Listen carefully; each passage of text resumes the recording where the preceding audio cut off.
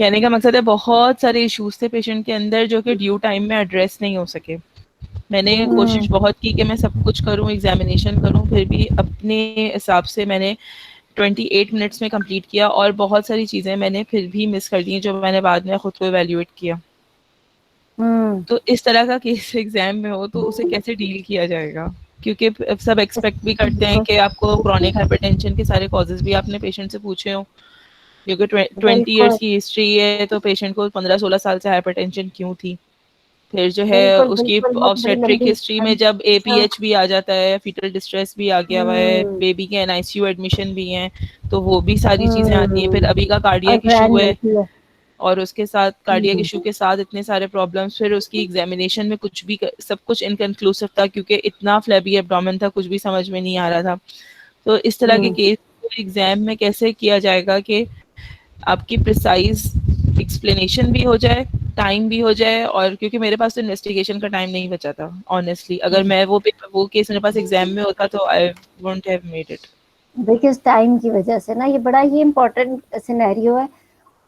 और ये होता ही है, ग्रैंड मल्टी भी आती है और इस तरह की कि उसमें हर प्रेगनेंसी जो है वो इम्पोर्टेंट है, और etcetera etcetera with so much of comorbidities जो आपने हर चीज को, और इसको हर चीज को इम्पोर्टेंस देनी है। ये हम नहीं करेंगे कि शॉर्टकट हो। इसका तरीका क्या है? इसके दो तरीके हैं। Yes you have to be, बड़े अच्छे आपने वर्ड्स यूज किए कि प्रिसाइज भी हो लेकिन फोकस्ड हो, और it should cover everything, but time management भी हो। इसमें दो चीजें आ जाती हैं। एक चीज तो है आपकी प्रेपरेशन, ऑफ कोर्स। देखो जो मैं पहले से क्लासेस में कहती भी हूँ वैसे, और मैं दोबारा रिपीट कर देती हूँ इस चीज को। हम इस आपके वाले सिनेरियो को 5 मिनट देंगे, then will start today's case. उसके अंदर ये है कि अभी भी देखो भैया, अभी हम जून में, इंशाल्लाह भी आपका जुलाई में एग्जाम है। एक हफ्ता भी अगर है तो आप सुबह के वक्त उठ के 1 घंटा दो, you have to cover all the topics daily. आपके फिंगर टिप्स पे हो कि आपने ये 5 सवाल है जो आपने इसके सिम्टम्स ऑफ पीआईएच से रिलेटेड पूछने हैं। You can not miss any point. ये सवाल हैं जो कॉजेज को रूल आउट करेंगे, ये you have to know it. आपको फिंगर मतलब याद ना करना पड़े। एक पेशेंट में हाइपरटेंशन भी होगी, उसके अंदर हो सकता है डायबिटीज भी हो, उसके अंदर थायराइड भी हो, और हो सकता है ये सब कुछ एक पेशेंट में हो सकता है। And then again she may be grand multipara. और उसकी तैयारी फिर इस तरह करनी है कि आपने हर टॉपिक के अलग अलग, बिकॉज टॉपिक्स कितने 10 या 15 से ज्यादा है नहीं। आपने हर टॉपिक के सिम्टम्स, उसके कॉजेस पॉसिबल क्या हो सकते हैं, और उसके फीचर्स पे क्या इफेक्ट्स हो सकते हैं, और मदर के तो सिम्टम्स ही हो गए ना। और ये 3-4 चीजों में आपने 5-5 6 पॉइंट्स कवर करके डेली डेली रिवाइज करना है, ताकि आपके फिंगर टिप्स पे जब आपने डेली रिवाइज किया होगा आपको पेशेंट से पूछने में देर नहीं लगेगी, आपको एग्जामिनर को बताने में, क्योंकि वो 5-6 पॉइंट्स आपने ज्यादा से ज्यादा 1 या 2 लाइनों में बता देने। तो it is not going to take you more than 10 और 15 सेकेंड्स एक्चुअली, जब आप हिस्ट्री बता रहे होगे उन उन 5 पॉइंट्स को। उसके अलावा फिर दूसरी चीज आ जाती है ग्रैंड मल्टीपैरस। ग्रैंड मल्टीपैरस में कई दफा होता है वो ग्रेविटा 11 हो या जितनी, और फिर हर बच्चा अगर उसका इम्पोर्टेंट है बताने वाला, तो and again it is very very important at times. कई दफा होता है रिकरेंट मिसकैरेजेस होती हैं, कई दफा होता है वो पेशेंट बैड ऑब्स्टेट्रिकल हिस्ट्री की है जिसमें अपने हर प्रेगनेंसी को उसकी ड्यू इम्पोर्टेंस देनी है। तो उसके अंदर आपने उसका वो भी लेना है, क्या उसे कहते हैं, फिर आप जाहिर बात है एवरी प्रेगनेंसी, लेकिन उसमें आप ये जरूर कर सकते हो कि फॉर एग्जाम्पल चीज ग्रेविडा 11 और उसके पहले 2 बच्चे तो आपने बताए हैं, देन शी हैड 3 प्रेगनेंसीज एक कंसेक्यूटिवली, जिसमें उसकी एक जैसी हिस्ट्री है जैसे कि may be first trimester abortion है and she ended up in DNC. तो आप कह सकते हो कि उससे next 3 pregnancies all ended in first trimester abortion, और वो तीनों जो थी उसमें she ended up in DNC with no complications, और वो और they all occurred one after the other, या in the time period of 1.5 years she got pregnant 3 times, और तीनों दफा वो आप एक साथ फिर कवर कर सकते हो। And no histopathology available later on after D and C और वो सारा। और फिर आप उसकी मतलब 5 प्रेगनेंसीज होगी, फिर छठे पे आ जाओ, और उस तरह मतलब उस चीज को थोड़ा सा आप कवर भी कर सकते हो, क्योंकि ग्रेविडा 11 में कई दफा जो बंदा आपको सुन रहा है वो भी इतना ज्यादा एब्जॉर्ब नहीं कर सकेगा अगर आप एक एक को। सो जो जो इम्पोर्टेंट है उसको तो डेफिनेटली अलग अलग, फिर जो एक जैसी है फिर वो आपने इस तरीके से शॉर्ट करके भी बता देनी है। उसके अलावा ये हो गया अब एक पॉइंट, यानी कि आपकी प्रिपरेशन इस तरह की हो, आपको एग्जैक्टली exactly पता हो कि आपने हिस्ट्री में मरीज से क्या पूछना है और आपने एग्जामिनर को क्या बताना है। वो 10 सेकंड से ज्यादा नहीं लेगा। कुल मिला के मे बी PIH की हिस्ट्री लेने में या एग्जामिनर को बताने में मे बी 1 मिनट या 2 मिनट ले ले, क्योंकि यू नो एग्जैक्टली क्या आपने सिम्टम्स बोलने हैं, आपने headache, vomiting, nausea, epigastric pain, swelling और ब्लरिंग ऑफ विजन बोलने, और कोई सिम्टम हो या ना हो, एडिमा, इसके अलावा कोई और 7वां 8वां सिम्टम नहीं है। ये 4 है, आपने मरीज से पूछना सर में दर्द, अंधेरा, एपिगैस्ट्रिक पेन, वो और वही बातें जब आप बोल रहे हो एग्जामिनर को, तो it's not going to take much of time, but it has to be on your fingertips absolutely. ये ना हो कि आप सोच रहे हो कि मैंने नोजिया, वॉमिटिंग, हेडेक बोल दिया, उसके बाद मैंने डीमा बोला है, पता नहीं, और फिर then you miss epigastric symptom and then you think that okay मेरा मरीज में बहुत सारी चीजें थी, कोई बात नहीं, मैं 1 2 चीजें भूल भी गई, but it is not acceptable. जो इंपॉर्टेंट चीजें हैं वो बेशक मरीज में 5 कोमॉर्बिडिटीज भी हो, you cannot miss them, वो आपके फिंगर टिप्स पे ही होना चाहिए। It's not only for exam, actually it's for your clinical practice later on as well. How can you miss anything in a patient? अगर वो मल्टीपल कोमॉर्बिडिटीज की है तो इसीलिए तो आई है आपके पास, वरना तो वो किसी जीपी को या करीबी अपने किसी सिंपल MBBS डॉक्टर को भी दिखा देती ना। Now she is here to a specialist या एक कंसल्टेंट गायनोकोलॉजिस्ट के पास आई है, तो हाउ कैन उसकी कोई भी चीज कैसे मिस हो सकती है? नहीं होनी चाहिए। तो यही तो फर्क है। अच्छा, दूसरी इंपॉर्टेंट बात ये आपकी प्रिपरेशन, दूसरी इंपॉर्टेंट बात ये है कि आपको एग्जाम में अब इस सारी चीज को टाइमली मैनेज भी करना है। इतनी सारी चीजें, हिस्ट्री इतनी लंबी, उसमें आपने अपनी प्रैक्टिस ये करनी है कि when you are taking history, आपको पता है कि ऑप्स की हिस्ट्री के अंदर HOPI तक तो बड़ी इंपॉर्टेंट है। उसके बाद ठीक है, फॉर एग्जांपल इसकी ऑब्स्टेट्रिकल हिस्ट्री भी इंपॉर्टेंट है क्योंकि ग्रैंड मल्टी और कुछ इंपॉर्टेंट बातें थी। But then when you are talking about gynecological history, you are talking about family history, you are talking about personal history, medical surgical history, वो सारी ऐसी चीजें हैं कि जो आप विद एग्जामिनेशन कवर कर सकते हैं, but again they are very very important. उसकी हर चीज बहुत इंपॉर्टेंट है, उसमें family history is very important कि डायबिटीज, हाइपरटेंशन, वो सारा कुछ।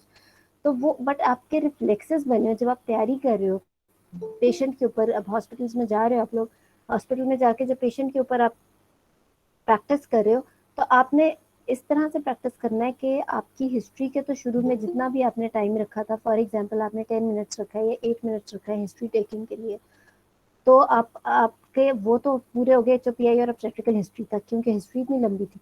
तो आपके रिफ्लेक्सेस बनने हों कि आपको एग्जैक्टली आपका सवाल तैयार हो कि जब आपने पेशेंट के नेल्स देखने हैं या पाम देखना है या जब आप उसका कंजंक्टिवा वगैरह देख रहे हो, तो आप उस वक्त कौन सा सवाल पूछ रहे हो। इस हद तक की प्रैक्टिस हुई हो कि आपको पता है कि जब आप नेल्स देख रहे हो तो आप फैमिली हिस्ट्री ले रहे हो फॉर एग्जाम्पल, या पर्सनल मेडिकल हिस्ट्री ले रहे हो, या उसकी प्रीवियस सर्जिकल हिस्ट्री ले रहे हो। Each and every history is important, लेकिन इतने रिफ्लेक्सेस आपके बने हो कि you should not miss anything. Missing anything is not acceptable in exam. बेशक आपके मरीज में ज्यादा, हाँ, ऐसे मरीज में पास होना इसलिए आसान है क्योंकि इसमें डिस्कशन बहुत बेसिक होती है। इसमें पास होना इसलिए आसान नहीं है क्योंकि एग्जामिनर को पता है कि जी मरीज में बहुत सारी कोमोबिडिटीज है, केस बहुत लंबा है। नो, इस वजह से पास होना आसान नहीं है। You can not miss anything in your history examination, diagnosis, management, investigation. Pass होना इसलिए आसान है क्योंकि इसकी मैनेजमेंट में हर टॉपिक ऊपर ऊपर से टच होगा। वही अगर एक मरीज को सिर्फ हाइपरटेंशन हो तो वो हाइपरटेंशन की अच्छी बिच्ची तक पहुंचेंगे एग्जामिनर। लेकिन अगर इसी मरीज को हाइपरटेंशन, थायराइड, कार्डियक, डायबिटीज भी है, तो हाइपरटेंशन भी ऊपर ऊपर से टच होगी, हर चीज ऊपर, तो वो इस वजह से पास होना आसान है। But you can not afford to miss anything. तो इसका तरीका एक यही है कि आपकी फिंगर टिप्स पे हर टॉपिक का हिस्ट्री के पॉइंट्स याद हो, जो कि मैंने आपको बताया है किस किस रेफरेंस में, कि उसकी कॉजेज, सिम्टम्स, मदर और फीटस पे इफेक्ट, और उसके अलावा इसकी आपको एग्जैक्टली पता हो कि similarly with investigation later on, और आपने इतनी प्रैक्टिस की हो, make it your, it will take you 1 week. इस चीज की तैयारी के लिए 1 हफ्ते ज्यादा नहीं चाहिए होता, ये घर बैठ के भी हो जाती है कि आप रोजाना सुबह 1 घंटा या 2 घंटा पहले उठ जाओ, जितने बजे उठ रहे हो उससे 1 घंटा पहले उठो। Daily you have to revise, daily. ये एक टिप है क्योंकि आपके फिंगर टिप्स पे तब तक नहीं आती ये बातें जो मैं बता रही हूँ कि हाइपरटेंशन है तो सिम्टम ये मिस ना हो जाए, उसके कॉम्प्लिकेशन में ये चीज मिस ना हो जाए, या पॉसिबल कॉजेज में अगर आप क्रॉनिक रीनल डिजीज, ऑटोइम्यून को, हर चीज को आप रूल आउट करना चाह रहे हो तो कुछ मिस ना हो जाए। ये तब फिंगर टिप्स पे आते, बिकॉज ऑब्वियसली अगर 15 टॉपिक्स भी हैं तो हर चीज फिंगर टिप पे तब आएगी जब आप डेली डेली ये रिवाइज करोगे। रिवाइज करने में 1 घंटे से ज्यादा नहीं लगता। हिस्ट्री के हर टॉपिक से related make a list of, you must have already made a list of topics, वो तो बने ही होते हैं पॉसिबल केसेस की लिस्ट। तो वो उसके हिस्ट्री के पॉइंट्स डेली रिवाइज करो, उसके वैसे तो फोकस्ड एग्जामिनेशन भी हर वक्त माइंड में रिवाइज करना है कि अगर हाइपरटेंशन है तो इसमें जनरल फिजिकल में खास तौर पे मैंने क्या देखना है, बीपी देखना है, जेवीपी देखना है, मैंने डीमा देखना है, मर्जी है रीनल ब्रूई का अगर आप लोगों को है वैसे इतना, तो वो देखना है और मैंने क्या क्या देखना है, ठीक है। इसी तरह अगर एनीमिया उसमें अदर देन नॉर्मल मैंने क्या चीज़ देखनी है, डायबिटीज़ में जनरल फिजिकल में अदर देन वो क्या देखना है, ये चीज़ आपके फिंगर टिप्स पे। उसके अलावा आपके फिंगर टिप्स पे ये चीज़ हो कि when you are performing it in exam and you are on the patient and you are done with your 8 minutes और 10 मिनट टाइम जो आपने हिस्ट्री के लिए रखा है, because it is very important. HOPI और ऑब्स्टेट्रिकल हिस्ट्री आप उस तरह नहीं ले सकते, एग्जामिनेशन के दौरान नहीं ले सकते, वो you are going to miss your points और at times you need to write down as well ना, specially obstetrical history. But when you are doing other histories like गायनिक हिस्ट्री, फैमिली हिस्ट्री, वो उसमें आपको ये ना हो कि आप ये सोच रहे हो कि अच्छा मैं पेशेंट को एग्जामिन कर रही हूँ तो मैं क्या पूछूं, आपके रिफ्लेक्सेस बने हो कि आपने पेशेंट का हाथ पकड़ा है एंड यू आर चेकिंग हर पाम और हर नेल्स और यू आर चेकिंग हर ब्लड प्रेशर या उसके साथ ही थर्मोमीटर रखा है, तो आप उसके साथ आपके रिफ्लेक्स बनाओ कि थर्मोमीटर रखते हुए मैंने इससे सवाल पूछना है। फॉर एग्जाम्पल डायबिटीज है, जब आप उसका हाइट लेने जा रहे हो उस दौरान मैंने इसकी मेडिकल सर्जिकल हिस्ट्री पूछ लेनी है, तो ये आपने अपनी प्रैक्टिस पर खुद ही करनी है। But you can not afford to miss anything in any patient, ये बात होता है क्योंकि वो मरीज आया इसलिए आपके पास है, वरना तो एक जीपी को दिखा दे। Missing anything in your clinical practice और in exam is not acceptable at your stage, ठीक है। तो इस तरीके से आप टाइम मैनेज कर सकते हो। और सिमिलरली जैसे मैं आपको कह रही हूँ हिस्ट्री एग्जामिनेशन के पॉइंट्स आपने इस तरह प्रैक्टिस करने हैं, इसी तरह investigation related to the particular topic.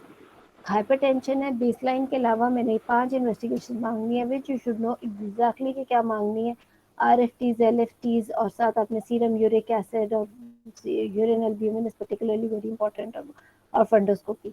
और आपने आपको एग्जैक्टली पता, इसी तरह डायबिटीज में 2-3 इन्वेस्टिगेशन, कार्डियक में। बेस लाइन के अलावा मैंने this has to be on your fingertips and when it is on your fingertips it hardly takes 10 seconds. फिर आप देखो कितने मजे से केस जो है आपका टाइम पे पूरा होता है, ठीक है ना। तो this is how you do. Doctor Aruba, अगर हम लोग क्वेश्चन पूछ ले लेकिन प्रेजेंट करने में कुछ पॉइंट्स दोबारा भूल जाए और एग्जामिनर सुन रही हो तो ये काउंट हो गई या नहीं, इस तरह वो प्रेजेंटेशन कुछ कर भी लेते हैं count, but it's always your presentation is very very important actually. Again अगर आपने जिस तरह मैंने आपको बताया तैयारी की हो कि आपके फिंगर टिप्स पे है तो you can not miss anything, फिर आप मिस नहीं करोगे, फिर आप उसको उसी तरह ही बोलोगे, फ्लुएंसी में बोलोगे कि हाइपरटेंशन है, आपको खुद ब खुद ही सिम्टम्स और उसके बाद आप उसको उसी तरह कॉजेज और वो सारा आप रूल आउट करोगे। तो अगर आपके फिंगर टिप्स पे हो, इट्स देखो बात ये कि प्रैक्टिस प्रैक्टिस प्रैक्टिस, ये सिर्फ प्रैक्टिस है, क्योंकि ये जो सारा एग्जाम है it's not about your theory. Everyone knows कि you all are very good in theory because आप सब रिटन पास करके आए हो, टॉक्स भी कर माशाल्लाह सभी कर जाते हो पास। वाइवा तो सारा है ही आपकी टाइम मैनेजमेंट और आपकी क्लिनिकल स्किल्स। एक पेशेंट अगर कॉम्प्लिकेटेड है और वो टर्शरी केयर में आया है और वो आपको मिल रहा है and if you're seeing such a patient so this has to be different from the baseline doctor or a GP or anything, और वो आपके रिफ्लेक्स में हो कि आपको पता है कि इसमें, and this is what they want to know कि आप कितने सेंसिबली उसको लेके चलते हो, आपका प्रेजेंस ऑफ माइंड कितना है, आपकी टाइम मैनेजमेंट कितनी है, आपकी body language. It's not your theory, it's not that. आप इसीलिए देखो जो हम क्लासेस लेते हैं हम ये बात तो नहीं करते कि कल फलाना आर्टिकल आया है इससे रिलेटेड तो इस आर्टिकल में ये हुआ है, आज ये हो गया, आज उसकी HPV की स्क्रीनिंग का नया नहीं ये चीज़ आ गई तो आज वो, we don't talk like that. हम कंटिन्यूसली, अभी आज शुक्र है सदफ ने बड़ा ही अच्छा वो बताया case, because it really happens, लोगों के हाथ पाँव फूल जाते हैं एग्जाम में और वो हाथ पाँव फूलने की देर है वो, because then what's the difference between an FCPS and non FCPS doctor के, जो बिल्कुल MBBS और जो FCPS है, जो FCPS है उसके वो नहीं कुछ मिस कर सकता किसी भी मरीज में, ठीक है ना, मिस नहीं करना किसी पेशेंट में कोई चीज़। Thank you doctor. ठीक है, चलो यू वेलकम। अब ये हफ्ता जो है ना सुबह एक्स्ट्रा टाइम निकाल के इस तरह की भी तैयारी कर लो तो इंशाल्लाह ये वाली प्रॉब्लम भी solve. I think we should start off with the case now, ठीक है सदर? जी चलो स्टार्ट कर दूं? जी जी please. 68 years old, Salma Siraj, married since 46 years, widow since 15 years, and she's menopausal since last 20 years. She's para 9+0, all vaginal deliveries with gait and live issues. Last born 32 years back, educated up to 5th class, housewife, and resident of Malir, which is at a distance of 1.5 hours from Index Hospital. She is admitted via outpatient department on 16th of June 2021 with complaint of vaginal discharge since 4 months. According to the patient, she was in her usual state of health until last 4 months when she started having vaginal discharge. Initially, it was a small in amount but now increased gradually, so much so that she changes 4 to 5 trousers per day. She doesn't apply sanitary napkins. The discharge is white, copious, offensive, associated with vulval itching, not accompanied with pus, blood, fever, or abdominal pain. It was continuous, not provocated by anything, and she has not taken any medications for relief yet. She denies any history of intrauterine contraceptive device, lump coming out of vagina, and pessary use. She is a non-smoker and had her first coitus at the age of 16. She and her husband were had only one sexual partner, and they never used condoms or oral contraceptive pills for any contraception. However, there is no history of any such vaginal discharge or other perineal lesions when she was sexually active, and there had been no event of postcoital bleeding as well. Her age of menarche was 11 years. Her periods had always been regular with normal flow, and there was no dysmenorrhea, dyspareunia, or intermenstrual bleeding. She never had any pap test done, and she has no history of taking any drugs like tamoxifen and hormone replacement therapy. Her history is positive for significant weight loss over past 6 months, although she doesn't know her exact weight, but she tells her clothes have noticeably loosened. She also has developed decreased appetite gradually over last month. She complains of bone pain more in the sacral area and lower limbs. However, there is no complaint of shortness of breath, jaundice, flank pain, hematuria, headache, or fits. Her quality of life is significantly affected and she wishes for definitive treatment. She has visited multiple hospitals and for this purpose, but no one prescribed her any medication and she was advised to visit a tertiary care hospital always. She visited Jinnah Postgraduate Medical Center 1 week back when some blood investigations were advised and now she is admitted for some procedure. Since admission, her investigations have been sent, and some vaginal swab has been taken, and some injections are started. She is not aware of the current treatment that is being given. She's for a 9+0. All pregnancies were spontaneous. 8 were home deliveries conducted by DAI with no antepartum, postpartum, or intrapartum complications. One baby had died in utero at 8 month of gestation, and that delivery was induced and conducted in a hospital. However, no workup for the intrauterine demise was done, and according to patient, she had no symptoms suggestive of any complication during the pregnancy. The pregnancy was, however, unbooked. She is a known case of hypertension since last 4 years and had an episode of a stroke 3 years back, in which her left side was paralyzed, but she has regained power and is able to walk and do self care. Her blood pressure is now controlled on tablet FSAR. She is taking one tablet daily, and she has not had any cardiac and ophthalmic examination. She had an open cholecystectomy 15 years back. Her father was hypertensive, and there is no history of any cancers, tuberculosis in the family. And she has decreased appetite, weight loss, no addiction, and normal bowel movements. She is living in a small house with 12 family members. Financial needs are not met with difficulty. On examination, an old lady lying on bed, well oriented to time, place, and person. She weighs 40 kilograms and measures 140 centimeters, making BMI of 19 kilogram per meter square. Her vitals are blood pressure of 130/80, pulse 100 beats per minute, respiratory rate 18 breaths per minute, temperature 98.6 degrees Fahrenheit. There is pallor on conjunctiva and palm, however, no evidence of cyanosis, clubbing, koilonychia. Thyroid was normal, all accessible lymph nodes are not palpable. On chest, bilateral equal air entry and normal vesicular breathing. Breasts were atrophied. No lump was palpable in all four quadrants of the breast. There was no discharge from nipple. Apex beat is palpable in the fifth intercostal space in midclavicular line. And first and second heart sounds are audible, no added sounds. On per-abdominal examination, abdomen is normal looking with centrally placed umbilicus. There is a healthy scar in right hypochondrial region with no visible pulsations. All hernia orifices are intact. There is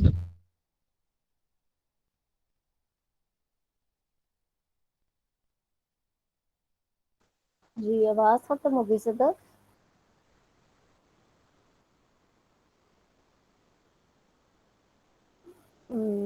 सदर आई think Sadaf का connection कुछ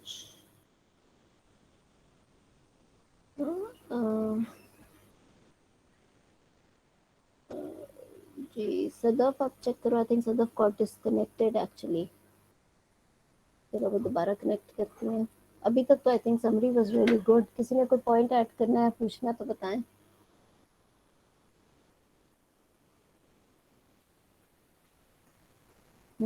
doctor रुबा, इन पे इन्होंने जो IUD पे discuss किया, तो ये बोलना जरूरी है? तो काफी पुरानी नहीं हिस्ट्री होगी ऑप्स की? नहीं कोई बात नहीं। देखो बहुत सारी चीजें, नो डाउट हम लिंक तो नहीं बना रहे, but this something was there, और ऑब्स्टेट्रिकल हिस्ट्री इज इम्पोर्टेंट। तो I think if you have time and you can mention, खाली आईयूडी कह देना भी ठीक नहीं है, because you need to know completely about your patient ना। आपको एज अ होल अपना मरीज पता होना बड़ा जरूरी है। तो अगर एक चीज थी और उन्होंने कोई मतलब time management was going good अभी तक, तो मिस करने की जरूरत नहीं है, बता दें। I think so the connection खत्म हो गया।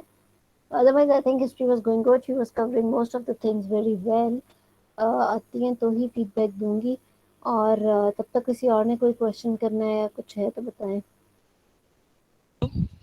सॉरी डॉक्टर रूबा, मेरा नेटवर्क वो हो गया था। हाँ we were waiting for you. ठीक है सदर, यू वर गोइंग गुड। आप एग्जामिनेशन कंटिन्यू करो। एब्डोमिनल बता रहे थे, एब्डोमिनल बता रही थी, अच्छा। इंस्पेक्शन हो गई थी जी, inspection on per abdominal examination, inspection मैंने बता दी थी, ठीक है। On palpation there is no tenderness in superficial, there is no tenderness or superficial and deep palpation. Liver is enlarged, measuring 12 centimeter. All other organs are normal. Percussion notes were resident. Gut sounds are audible. On perineal examination, vulva vagina is atrophied with sparse hair distribution. On per speculum, cervix was completely flushed with vagina. A pinpoint os was visible. No growth was seen. There was copious blood-tinged non-foul smelling discharge. HVS was taken. On bimanual examination, cervix felt completely flushed with vagina. However, vaginal walls were felt free.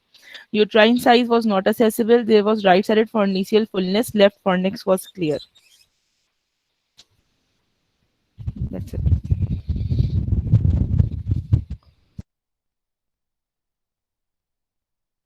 Doctor आप mute हैं। Sorry. अच्छा मैंने कहा your history was actually very good. जल्दी से 2 minute में अभी तक का फीडबैक की बात कर लेते हैं, फिर हम आगे इन्वेस्टिगेशन समरी और वो सब कर लेंगे। History was really good, but मसला सारा ये हो गया कि आपने माइंड में बना लिया कि ये सी एस सर्विक्स ही है। केस तो vaginal discharge at the age of 68 years है ना, तो बड़ा बड़ा कुछ आ जाता है इसके डीडी में। तो वो आपने अगर सी एस सर्विक्स ही हो तो उस हिसाब से तो आपने बड़ा अच्छा प्रेजेंट किया। History was actually complete. आपके इसीलिए एग्जामिनेशन के बाद मेरा थोड़ा सा व्यू बदल गया हिस्ट्री के बारे में, लेकिन history is a case of vaginal discharge at the age of 68 years, तो इसमें तो और भी बड़ा कुछ आ जाता है। इसके अंदर तो इवन वो हम आगे अभी डिस्कस करेंगे डीडी में, तो इसलिए मैं अभी से ही नहीं बता रही कि इसके अंदर और क्या क्या आएगा। लेकिन आपने वो बहुत सारी चीज़ें कवर नहीं की, जिससे पता लग रहा है कि आपने डीडी नहीं बनाया हुआ। अच्छा उसके बाद लेकिन कंसिडरिंग कि अगर ये सी एस सर्विक्स ही को हम लेके चलते, जैसे कि मे बी अगर ये पोस्ट मेनोपॉजल ब्लीडिंग होती या बहुत ही पर्टिकुलरली उससे रिलेटेड होता, लेकिन फिर भी आपको इसमें बड़ी चीज़ें कवर करनी चाहिए थी। तो फिर तो चलो ठीक है। It was actually complete, time management was very good actually.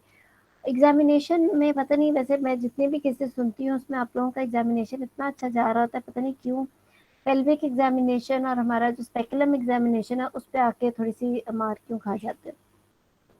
देखो ठीक है, फ्लश्ड विद वजाइना तो है, वो बात तो ठीक है, but when you say that vaginal discharge is there, yes you said copious amount is there, but then again you have to tell exactly about a bit, इसकी कंसिस्टेंसी कैसी थी, उसका was it like that thin कि आप उसे syringe में ले लेते, या वो मतलब उसकी उसकी कंसिस्टेंसी, उसका कलर, उसकी उसका वो सारा कुछ, मतलब कि we are not seeing the patient, लेकिन हमारे सामने एक पूरी पिक्चर आ जाती है कि डिस्चार्ज, और exactly it's actually coming from where, is it coming from cervical loss और is it coming from the, it's really a high vaginal discharge, या कहीं ये you never know if it is in that much copious amount, और क्या पता ये urine वाली consistency है, एक्सेट्रा एक्सेट्रा। तो ये चीज़ बड़ी इंपॉर्टेंट है कि आपको बहुत डिटेल, जैसे आपने डिस्चार्ज की बड़ी ही ज़बरदस्त हिस्ट्री बोली, आपने सारे फीचर्स कवर किए, एग्जैक्टली व्हाट जो मैं सुनना चाहती थी एक्चुअली, वो आपने बहुत ही अच्छे पॉइंट्स कवर किए। तो लेकिन एग्जामिनेशन में भी वही सारे पॉइंट्स कवर करने होते हैं। But then on bimanual examination, you said uterine size could not be assessed, then at the same time you have to tell the reason a bit also कि क्यों नहीं assess हो सका, was there obesity, was there too much of tenderness, वजह क्या थी कि uterine size could not be assessed, वो आपने नहीं बताया। ऐसे नहीं बस कह देना it could not be assessed, you have to explain ना कि क्यों नहीं assess हुआ। And then you said there was fullness in one of the furnaces, इस तरह कह के तो खत्म नहीं कर देना। You have to explain exactly what the fullness is all about. Is it a mass or is it fluid? तीसरी कोई चीज़ नहीं होती जिसकी वजह से fullness हो रही है। Either it can be mass or it can be fluid। तो इसके अलावा तो और कोई वजह नहीं हो सकती कि fullness हो। तो आपने वो चीज़ ज़रूर explain करनी होती है कि fullness क्यों हो रही है। उसके अलावा ये कि जब आप कह रहे हो कि vaginal fornix में fullness है, तो फिर मेरे दिमाग में एकदम से आया है कि जब abdominal examination है, if it is fluid, then you did not actually mention anything in your abdominal examination कि fluid का क्या status था। So आपका abdominal examination और आपका जो pelvic examination है उसका कोई link ही नहीं बन रहा। Actually this examination is one thing, obviously history is also very important, but examination is one thing जो आपको बहुत बुरे केस में पास भी करा सकता है। इस हद तक पास भी करा सकता है कि अगर आगे जाके आप कहीं फंस जाते हो, या अगेन वही चीज़ कहीं टाइम मैनेजमेंट की गड़बड़ आई होती है, या फिर कहीं आपके आगे, क्योंकि we all are human beings, अगर कोई एग्जाम में कंफ्यूज हो जाता है, but examiner can easily pick up कि इसने एग्जामिनेशन में, मतलब इसको पता है इस कैंडिडेट को, ये चलो ठीक है अभी कुछ सेंसेस का प्रॉब्लम हो गया, कोई उसके हाथ पाँव फूल गए या जो भी हो गया, जो कि ऑब्वियसली होना नहीं चाहिए, you all should be mature enough, but चलो कुछ भी हो गया, मरीज ऐसा आ गया etcetera etcetera, but this candidate knows exactly everything should make a link in a patient. ये एक मरीज है, ये हम 2 मरीजों के एग्जामिनेशन में डिस्कस कर रहे हैं। Inspection of abdomen tak it was a beautiful description, but when you were telling us about the palpation, ठीक है लिवर का आपने 12 सेंटीमीटर का साइज, या फिर आप कह सकते हो इतने centimetre below the costal margin, वो भी चलो ठीक है, बट देन आपने उसके बाद गट साउंड्स पे कमेंट करने की ज़रूरत नहीं होती if she is not a post operative patient. इसीलिए गायनिक एग्जामिनेशन में अगर आप ऑस्कल्टेशन ना भी करो लेकिन परकशन ज़रूर कर लो। You have to check sign of presence of any fluid in the abdomen, miss करना बहुत बड़ी गलती है, specially when you are mentioning in your pelvic examination that there was fullness. ठीक है, तो ये आपने नहीं मिस करनी चीज़। और देन एग्जामिनेशन इसमें तो सारा कमाल ही स्पेकुलम एग्जामिनेशन का था। And then I don't know why you said that uterine size could not be assessed, तो डॉक्टर रूबा, वो तो नहीं mention। परकशन नोट्स पे तो मैंने कमेंट किया था यूट्राइन साइज, मुझे क्या इस कमेंट बात किया को, था? मैंने percussion notes were resonant all over the abdomen. यूँ नहीं कहना, आपने कहना there were no signs of fluid in the abdomen, बस। अच्छा डॉक्टर, ठीक पेशेंट है, की एक्चुअली ना वो बिगेस्ट पेल्विस स्टेटमेंट है। पेल्विस की जो फीलिंग थी वो बहुत जैसे एक जैसे उसके मसल्स हार्ड हो गए हों, जिसकी वजह से नीचे कुछ समझ में नहीं आ रहा था कि क्या बीएमआई क्या होगा। था? बीएमआई पेशेंट का 19 है। देयर इज नो पॉइंट के मसल्स हार्ड हो गए हों या वो, मतलब आइदर इस तरह ओबेसिटी की, और या तो टेंडरनेस। गार्ड तीसरी लेकिन वजह टेंडरनेस नहीं नहीं थी, ना, पेशेंट को पेन बिल्कुल भी नहीं था, लेकिन तीसरी जो है कोई ना, वजह नहीं यूट्रस ना फील होने की। आइदर इट इज टेंडरनेस और इट इज ओबेसिटी, आप तीसरी और कोई बात कर ही नहीं। और ये दो वो चीजें हैं जो एग्जामिनर को नजर आ रही है, यूट्रस का साइज हुआ है या नहीं हुआ। तो यूट्रस का साइज जरूर या फील होगी या पता नहीं हो, आई मीन लाइक वो कोई वजह होगी, बट ये है कि you have to find out कि उसका, बिकॉज यूट्रस का पता चलेगा ही तो हम आगे, हो सकता है इतनी एट्रोफिक हो बिकॉज पोस्ट मेनोपॉजल है कि आपको नहीं मिली उस टाइम पे, लेकिन फिर भी you need to check exactly, क्योंकि अगर टेंडरनेस नहीं है तो फिर तो आप देख ही सकते हो कि यूट्रस कहाँ पे। एंड देन यस फॉर्नेसिस की आपको फुलनेस को एक्सप्लेन करना है कि वो कोई मैथ था, it seems to be fluid या जो भी, ठीक है ना, तो वो आपको करना है। And then about your fingers कि उस पर क्या था, तो एक एक चीज़ आपको इतनी एक्सप्लेन करनी है कि अगर हमने मरीज नहीं भी देखा तो हमारे सामने आ जाए क्या है। ठीक है, चलो और किसी ने कुछ ऐड करना है तो जल्दी से बता दें, या कुछ पूछना ताकि हम इन्वेस्टिगेशंस पे जाएं। डॉक्टर मेरा एक क्वेश्चन है, जी जब ये सीए सर्विक्स का पेशेंट होता है, बिल्कुल कॉलीफ्लावर लाइक जो है ना ग्रोथ होती है विजाइना में, ठीक है, तो फिर उस वक्त तो सर्वे यूट्रस बिल्कुल भी नहीं पता चल रहा, बिल्कुल यूट्रस की साइज ही नहीं वो तो असेस कर नजर आ रहा सकते है ना, हैं। बिल्कुल ठीक है, अच्छा। वो तो एग्जामिनर को भी नजर आ रहा है कि देयर इज अ ग्रोथ है, या obviously at time there is such a growth, या इतना वो ब्लीड टू टच होता है कि आप इतना हार्शली एग्जामिन ही नहीं करना चाह रहे होते। लेकिन अगेन इसमें भी यूट्रस का साइज पता ना लगना इतना मुश्किल काम नहीं है, बिकॉज आप यूट्रस का साइज पता कैसे चलते हो? You don't actually go and push the cervix, you go and push the posterior fornix. आप पोस्टीरियर ली जाके उसकी पोस्टीरियर सर्फेस ऑफ यूट्रस को एलिवेट करते हो और फिर दूसरे हाथ से बायमैनुअल करते हो। वजाइनली हम जाके सर्विक्स को तो नहीं पुश करके ना बायमैनुअल एग्जामिनेशन के लिए, हम तो पोस्टीरियर फॉर्निक्स में जाके यूट्रस को एलिवेट करते हैं और दूसरे हाथ से फील करते हैं, then we assess for the size of the uterus actually. So even if there is a growth and she's a case of C cervix, it's coming from the cervix. तो आपने तो posterior fornix में जाके uterus को feel करना है. Though you need to be very gentle, obviously वो सब एग्जामिनर को नजर आ रहा होता है, लेकिन इस वाले पेशेंट में तो खैर कोई ग्रोथ भी नहीं थी, ऐसा कोई ब्लीडिंग भी नहीं थी कि हम उसमें इस तरह का अटेम्प्ट ना कर सकें कि यूट्रस के साइज के लिए. ठीक है ना, तो वो पता लग सकता है. और किसी ने, हुमान ने कुछ पूछना था? जी डॉक्टर, मैं ये पूछ रही थी, अगर फॉर्नेक्स में फुलनेस है तो परकशन नोट पे हम तो इस तरफ जाते नहीं है ना, अगर मैथ्स मिलता है तो परकस करते हैं. नहीं, तो यही तो इम्पोर्टेंट बात है. गायनी के एग्जामिनेशन में, एब्डोमिनल एग्जामिनेशन में हमेशा अपने परकशन करनी है, बेशक कोई मैथ्स ना मिले. उसकी वजह यह है कि जैसे कि इनका केस था, एब्डोमेन पे मैथ्स कोई नहीं था, लेकिन पेल्विस में फुलनेस थी फॉर्निक्स में, and she can not now go back. Pelvic examination के बाद जाके एब्डोमेन पे परकशन करना कुछ अच्छा नहीं समझा जाता और ठीक भी नहीं है actually. After you are done with your pelvic examination, you are supposed to be done with the patient. Patient की भी बस हो जाती है, तो आप पेल्विक के बाद फिर एकदम से जाके परकशन नहीं कर सकते. सो जैसे हम एमबीबीएस फाइनल ईयर में करते थे, inspection, palpation, percussion, auscultation. You can miss auscultation, we don't need to find out the gut sound, you know, it's not a post operative patient ना, ये गट के मसले से आएगी.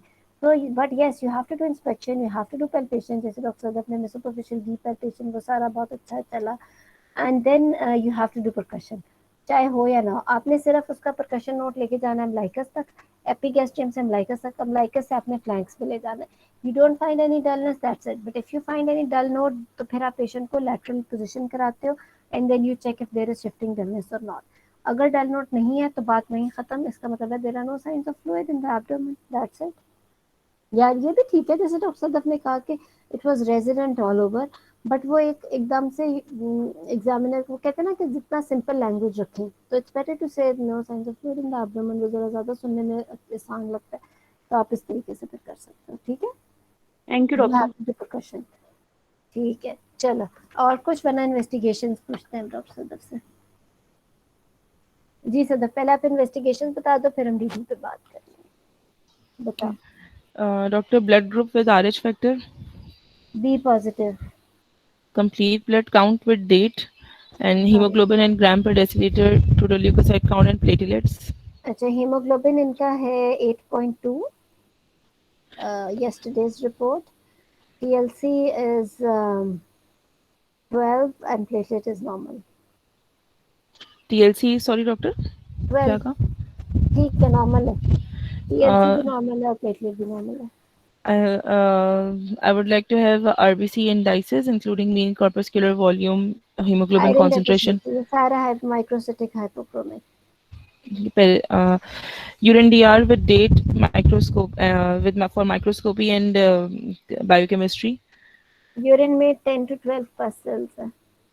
Are there any nitrites and ketones? नहीं, ketones नहीं है, nitrites हैं 2 to 3. Was it a midstream urine sample? No, I don't know, it's not written anywhere. Do we have urine culture? No, not available.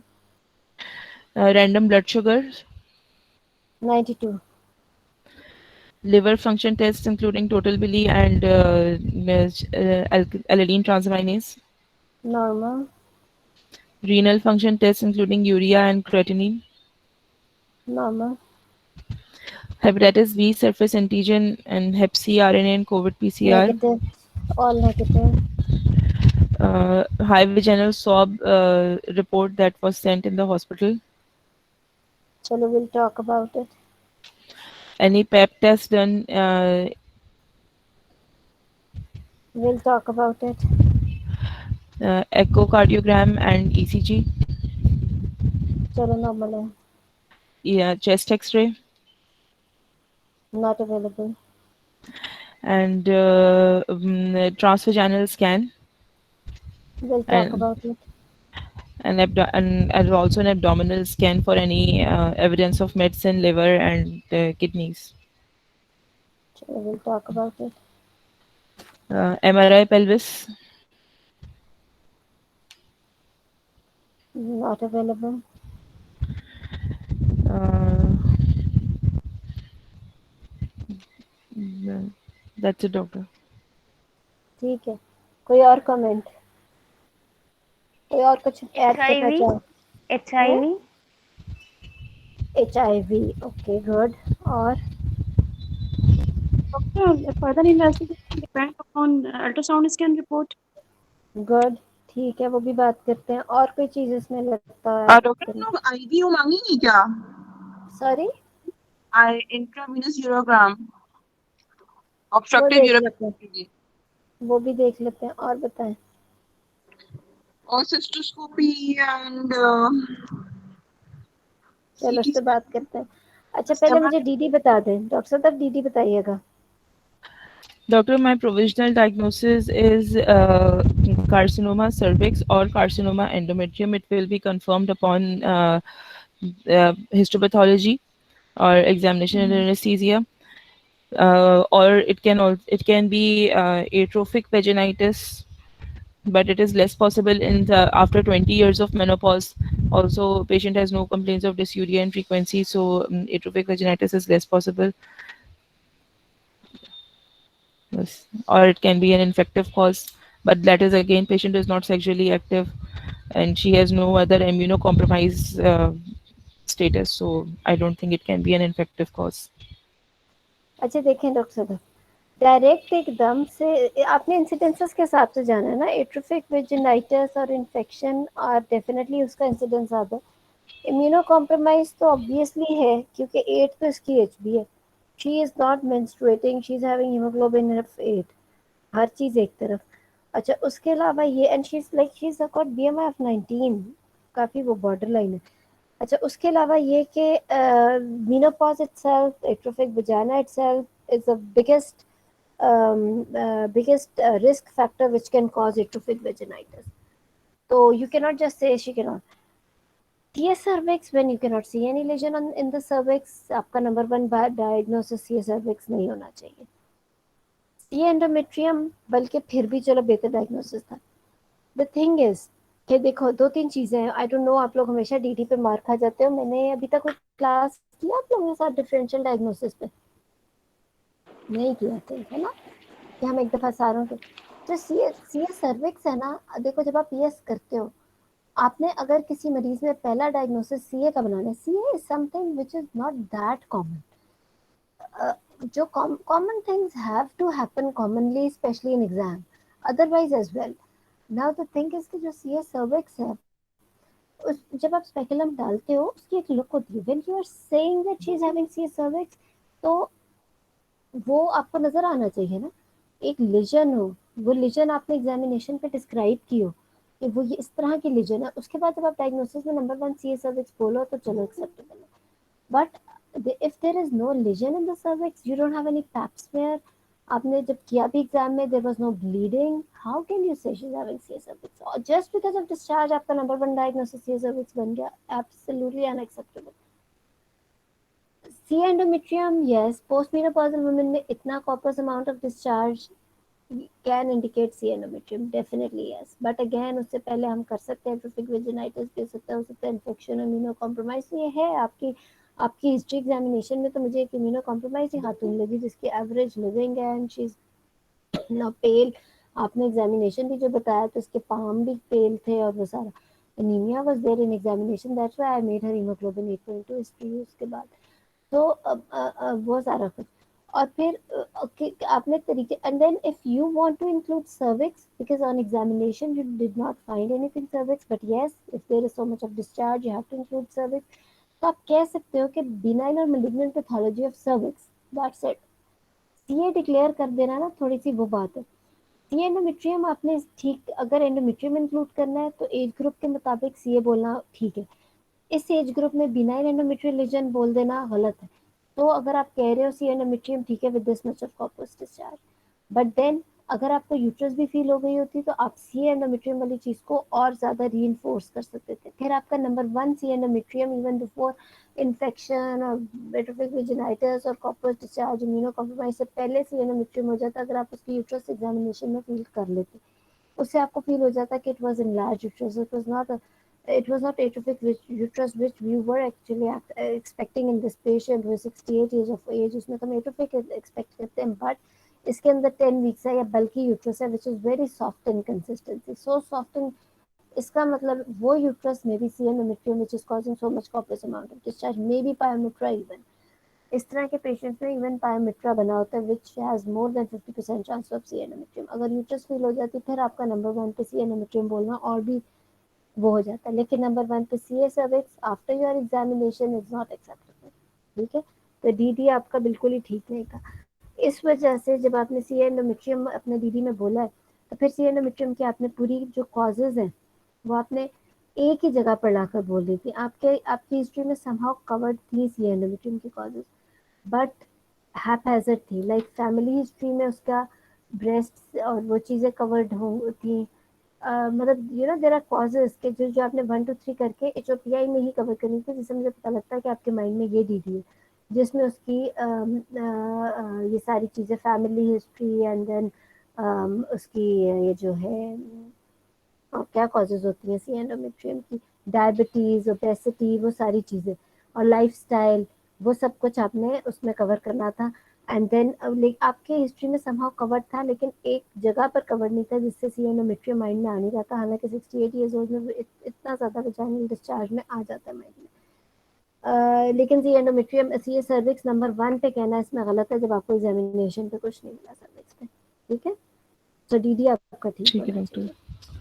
तो doctor atrophic vaginitis ही मैं यहाँ पे सही सबसे टॉप पे रखूँ क्योंकि टॉप यूट्रस पे तो आप बेशक रख सकते हो, लेकिन अगेन अगर आप रखना चाह रहे हैं आप कह सकते हैं इन्फेक्टिव वेजाइनल डिस्चार्ज टॉप पे रख दो। फ्लश वेजाइनल वॉल्स थी, इसको क्या पता क्रॉनिक इतने इन्फेक्शन हो। तो एट्रोफिक तो वजाइना आपने बोली नहीं ना, आपने तो कहा flush with vaginal walls. Atrophic vagina का मतलब तो ये होता है कि एग्जामिनेशन पे आपको बिल्कुल पतली थिन एट्रोफिक वजाइना मिलती है, dry, that is called atrophic vaginal walls. But इसके अंदर आपने एग्जामिनेशन बोला है cervix was so much flushed with vagina, which means कि वो hypertrophied थी vaginal walls, so it can even be infective vaginal discharge। हो सकता है इम्यूनो कॉम्प्रोमाइज है और इन्फेक्टिव वेजाइनल डिस्चार्ज है। और उसके बाद आप सेकंड नंबर पे yes 68 years of age with this much of vaginal discharge she can have C endometrium. और थर्ड नंबर पे आप कह सकते हैं सर्वाइकल पैथोलॉजी विच में भी बिनाइन और मैलिग्नेंट। ठीक है, ठीक है, थैंक यू डॉक्टर जी। अगर आप एट्रोफिक वेजिनाइटिस कहोगे तो फिर वेजाइनल वॉल भी एट्रोफिक बोलनी पड़ेगी examination. So everything has to make a link in the patient ना, एक चीज दूसरे के साथ लिंक्ड होनी चाहिए। वो ना हो कि वो एक दूसरे के साथ मिलेगा। अच्छा, अबाउट योर इन्वेस्टिगेशन जो आपने मांगी है ना, yes baseline was really good, you were very confident, you were not actually missing anything in the baseline, जो बहुत ही इंप्रेसिव चीज है क्योंकि people you know keep on forgetting के यूरिन के साथ कल्चर मांगने के देर and you were very fluent which means कि आपने काफी प्रैक्टिस की हुई है। But then you ask for RFTs LFTs क्यों मांगे सर? डॉक्टर क्योंकि पेशेंट ने वेट लॉस की हिस्ट्री दी थी और सिग्निफिकेंट वेट लॉस की ओवर 4 मंथ्स हिस्ट्री दी थी। Every history is very acute, तो मेलिग्नेंसी मैंने सस्पेक्ट किया था। हाउएवर पेशेंट को कोई सिम्टम्स नहीं थे लेकिन इसलिए मांगे थे कि कोई कॉम्प्रोमाइज अगर हो रहा हो तो वो इन्वेस्टिगेशन से पता चल जाए। नहीं, आपकी जस्टिफिकेशन ठीक नहीं है। इसकी जस्टिफिकेशन अगर आप ये दे देते कि इसको स्ट्रोक की हिस्ट्री थी और इसको हाइपरटेंशन रह चुकी थी, I wanted to find a workup baseline. LFTs RFTs आप तब मांगोगे अगर आपको कोई एक तो हिस्ट्री में पॉइंट्स मिल रहे हैं कि लिवर इफेक्ट होना शुरू हुआ हुआ है या किडनी, या फिर आपको अल्ट्रासाउंड पे कोई साइंस मिल गए मेट्स के, या फिर आपको एमआरआई पे किसी चीज में आपके मेट्स आ गए। अभी तो क्या पता इसको सीए है ही नहीं, ठीक है ना, तो हम किस वजह से एलएफटीज आरएफटीज आप करा रहे। You are right, she has given significant weight loss की हिस्ट्री एटसेट्रा एटसेट्रा, बिल्कुल ठीक है, you are thinking in those lines, but how can you think कि इसके मेट्स ही हो गए? मतलब मेट्स के लिए आप एलएफटीज आरएफटीज अभी यहाँ नहीं करा रहे because we don't know exactly कि इनको वो है कि नहीं है। Yes, but because she is 68, उनकी क्रॉनिक इलनेस भी थी, वो सारा कुछ, तो उसके लिए आपने इसके आरएफटीज एलएफटीज ईसीजी को भी चलो करा लिया, also for anaesthesia but as well as इसके लिए for her chronic illness, because एक दफा भी मेलिग्नेंसी तो आप ये जरूर कहोगे कि एक पर्टिकुलर उसके बाद के मैं further investigation will depend on, for example on my paps में report, may be on my ultrasound report, आने तो दो ना उसके ऊपर पॉजिटिव फिर, बिकॉज अदरवाइज तो देखो ना कितना खर्चा हो जाएगा पेशेंट का। And then you asked for MRI pelvis, then मतलब सो मेनी थिंग्स। आपने बड़ा कुछ मांगा भी, किसी डॉक्टर ने बीच में बोला भी था कि my further investigation should depend on my these investigation, that was right answer actually, कि आपने ठीक है एचवीएस मांगा, क्या पता एचवीएस पे ही आ जाए, कैंडिडियल ही आ जाए, उसको कैंडिडियल ही हो, मतलब यू नेवर नो ना कि कुछ भी ना हो।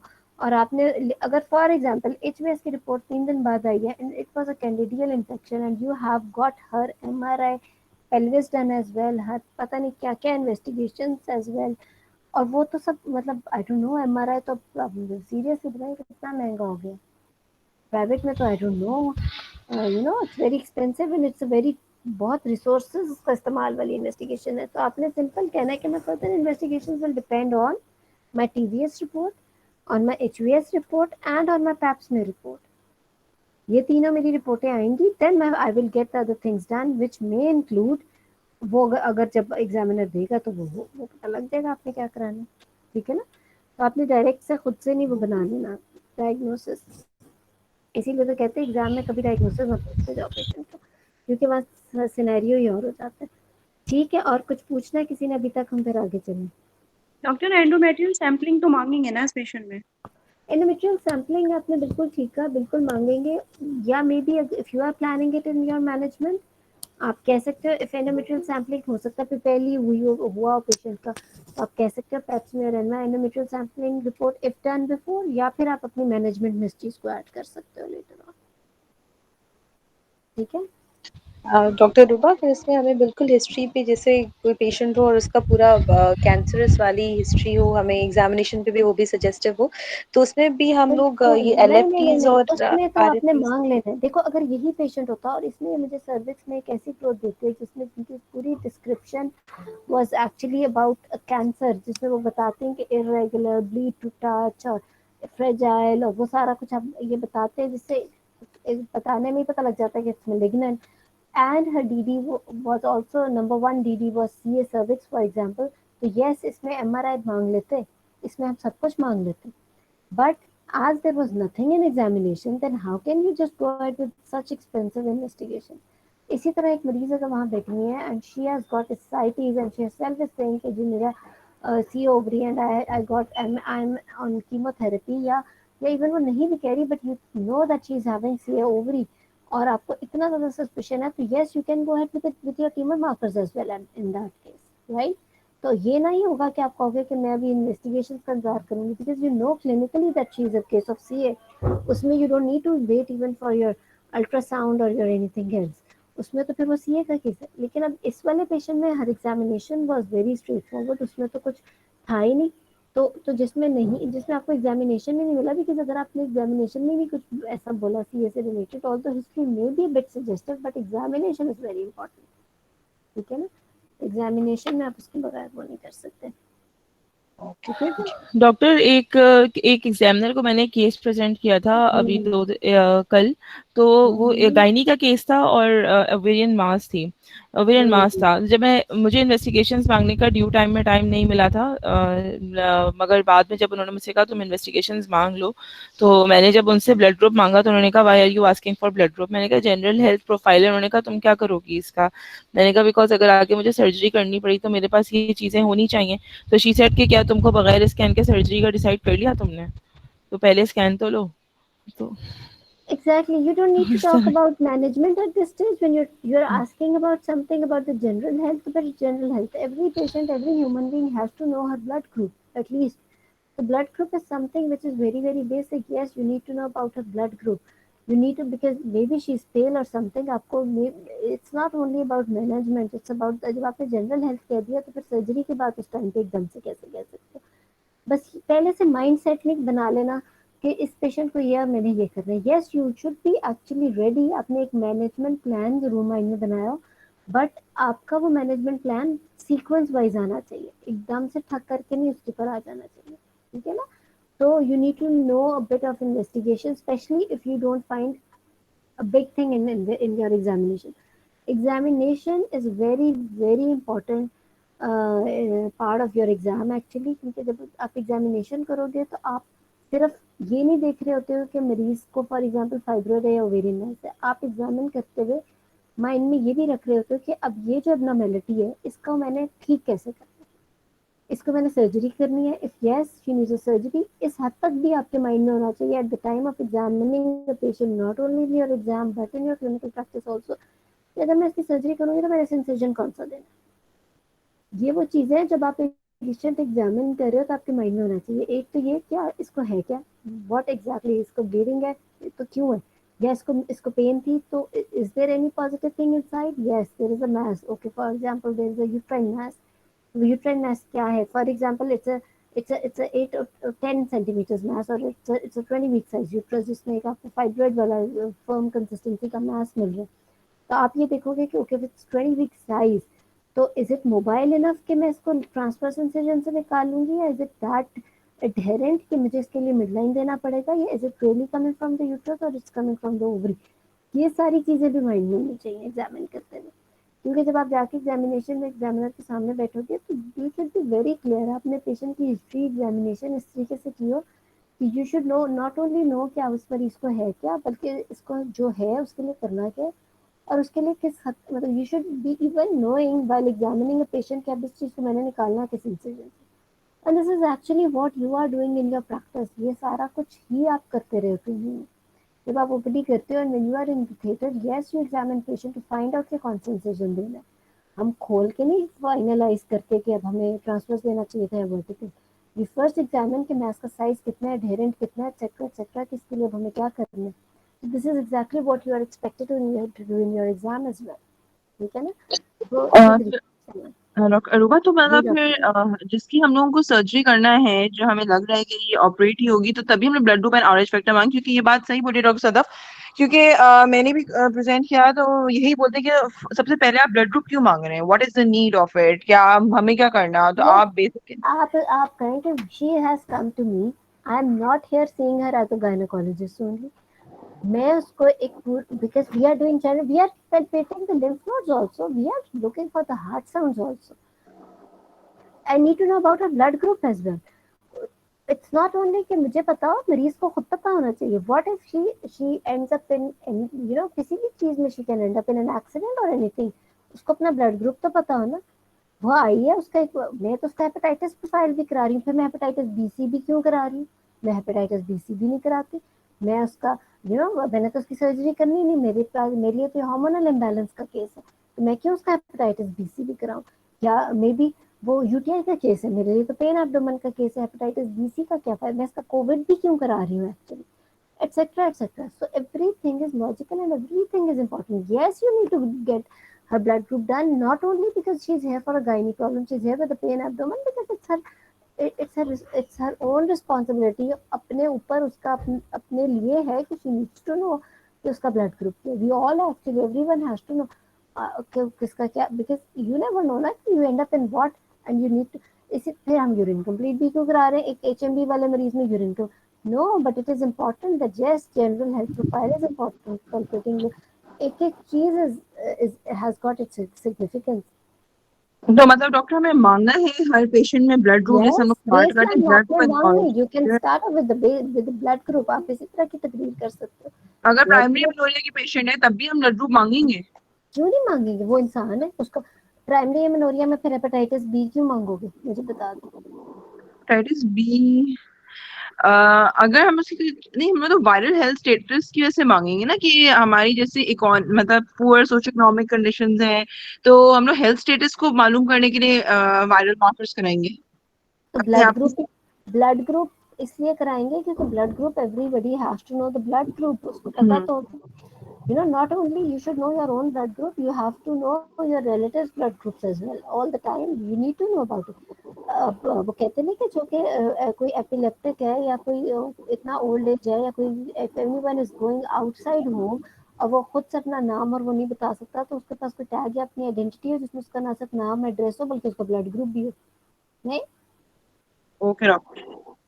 तो it the health profile has उसके हर element की अपनी significance है. And yes, you can start on the blood group. It's not only the gynae. You are पहले तो हम एक उसका पूरा जनरल देख रहे हैं ना, ताकि हमें पता हो कि अगर इसको ये चीज़ है तो हमें इसको हेपेटाइटिस है तो इसको हमने किस डॉक्टर के पास भेजना है. अगर इसको कार्डियक में आपको एक आवाज एक्स्ट्रा आ गई है S1 S2 के अलावा कोई चीज़ और मिल गई है तो आपको पता आपने किसके पास भेजना है. That's why we are doing general health profile. ठीक है, सो हर चीज़ की सिग्निफिकेंस है.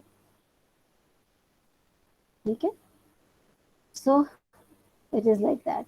चलो अच्छा, अब फिर मैनेजमेंट कर लेते हैं सदफ. चलो बता जी दो. डॉक्टर फर्स्ट ऑफ ऑल अच्छा एक बात और कहनी डॉक्टर, यानी कि इस केस में आके मुझे चेस्ट एक्सरे ईसीजी तक रुक जाना चाहिए था, उसके बाद फर्दर जब मैं अपनी मैनेजमेंट करती या फिर मुझे एचवीएस और पेप टेस्ट मिल जाता तो फिर मैं बाकी चीजें आगे Yes, लेके चलती. very good. You have picked my ये point. Yes, you should have said कि my further investigations will depend on, but you should know exactly कि आपकी further investigations इस केस में किस पे depend कर रही है. On your TBS report, on your HBS and pap smear report, and if endometrial sampling is available, right? ठीक है, thank you doctor. Okay, first of all I will complete my investigations. My HVS report. Investigations अब आप खुद ही बता दो आपके patient को क्या था ताकि हम उसके अकॉर्डिंगली आगे करें. डॉक्टर मेरे पेशेंट की कोई इन्वेस्टिगेशन ही नहीं हुई हुई थी. आपने तो खुद ही से सी सर्विक्स बना दिया. ये मैंने ज्यादा सीए सी सर्विक्स और एंडोमेट्रियम का सीए केस है. एंडोमेट्रियम दोनों, मतलब ये मैंने ज्यादा सी स्लैश करके एंडोमेट्रियम का है. मैंने Because स्लैश this करके much रखा था. corpus discharge actually shows pyometra, and pyometra means malignant cells in the uterus. ठीक है ना, तो ये ज्यादा मुझे सी एंडोमेट्रियम का ही एक्चुअली लग रहा है, वरना सी सर्विक्स पर विजिबल होता है इस वजह से भी. ठीक है, और एज ग्रुप भी देखो ना, ज्यादा एज ब्रैकेट इज फॉर कोई एंडोमेट्रियम. हाँ, हो सकता है डॉक्टर, लेकिन पेशेंट की कोई ब्लीडिंग की हिस्ट्री नहीं, इतनी मल्टीपेरस बिल्कुल, तो यही तो बात है. आप सही कह रहे हो, ब्लीडिंग पहले होनी चाहिए, बट ये वजाइनल डिस्चार्ज जो है ना, ये यही काफी है. चलो इसको फिर अब आप बताओ आगे कौन सी इन्वेस्टिगेशंस आपको चाहिए. HVS report, pap test, and abdominopelvic scan, transvaginal scan. जो अब because transvaginal scan will explain to us exactly, because pap smear आपका normal दे देगा examiner because your examination was normal, but जो TVS की रिपोर्ट है उसमें आपको यूट्रस के अंदर एंडोमेट्रियल थिकनेस या तो बहुत ज़्यादा मिलेगी या फिर डेब्री मिलेगा इनसाइड द एंडोमेट्रियम, यानी एंडोमेट्रियल कैविटी के अंदर may be full of debris. Debris inside the endometrial cavity means ये in this age group actually. सो ये दो फाइंडिंग्स होंगी जिसमें आपको आपका सस्पेशन जाएगा टुवर्ड्स सी एंडोमेट्रियम. ठीक है, और डॉक्टर रुबा, हम इसको पायोमेट्रा कैसे कर रहे हैं प्लीज ये बताइए. असल में होता है ये जो पोस्ट मेनोपॉजल होते हैं ना, जो इतने ज्यादा कॉर्पस वजाइनल डिस्चार्ज के साथ आते हैं, इनके अंदर जो एंडोमेट्रियल सेल्स होते हैं, because endometrial thickness is that time so thick, और वो मैलिग्नेंट सेल्स ग्रो करके फिर लेटर ऑन नेक्रोटिक होके, बिकॉज यहाँ पर ब्लड सप्लाई बढ़ जाती है वो एंडोमेट्रियल मैलिग्नेंट सेल्स की, और वहाँ पे इन्फेक्शन के बहुत ज़्यादा चांसेस होते हैं. और फिर होता ये है कि वो बिकॉज ऑब्वियसली पेशेंट की दफ़ा प्रेजेंट देर से करती है, जैसे कि इसमें इतना ज़्यादा वजाइनल डिस्चार्ज था, तो if it is not simple infection then इसके अंदर वो हो जाएगा, बिकॉज अंदर यू कैविटी के अंदर सेल्स इकट्ठे हो के और इन्फेक्ट होके cavity will be full of pus. And when you perform even pipelle इसमें तो, लेकिन अगर डीएनसी भी कर लोगे और जो सैंपल आएगा you can send it for the culture as well, and you can send it for the histopathology, and histopathology पे ये आ जाएगा. ठीक है. And doctor, first of all, I would like to complete my investigations, which include HVS report, PEP test, and transvaginal scan. And then I will counsel my patient about the probable diagnosis that it can be that it can either be an infective etiology or it can also be a tumor नहीं, अब तो involving दे दिया uterus. ना, देखो अब तो uterus मैंने आपको दे दिया स्कैन, अच्छा मैंने जी. एंडोमेट्रियल थिकनेस और वो सब बता दिए, तो अब उससे आगे आप करो काउंसलिंग. ठीक है.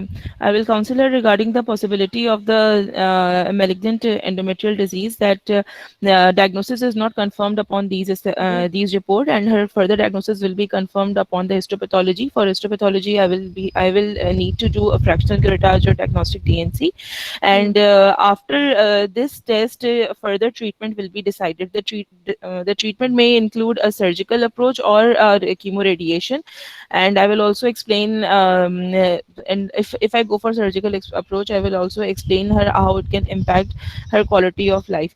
So this case will also be discussed in the tumor board meeting, which will include an oncologist, histopathologist, radiologist, and चलो a जबरदस्त, physician. ये तो बहुत जो- अच्छा आता है आपको। मैं असल में साथ ही से सर्विक्स भी करना चाहती हूँ, बिकॉज अगर आपके माइंड में वो डायग्नोसिस था तो मुझे वो भी करना है। This is really good. आप actually your speech is very good and very clear. ये आपका एक बड़ा पॉजिटिव और बड़ा अच्छी बात है जो कि हर एक में नहीं होता। यू जस्ट नीड टू, आपको एक टाइम मैनेजमेंट अपनी ठीक करनी है, और दूसरा you need to be confident about yourself.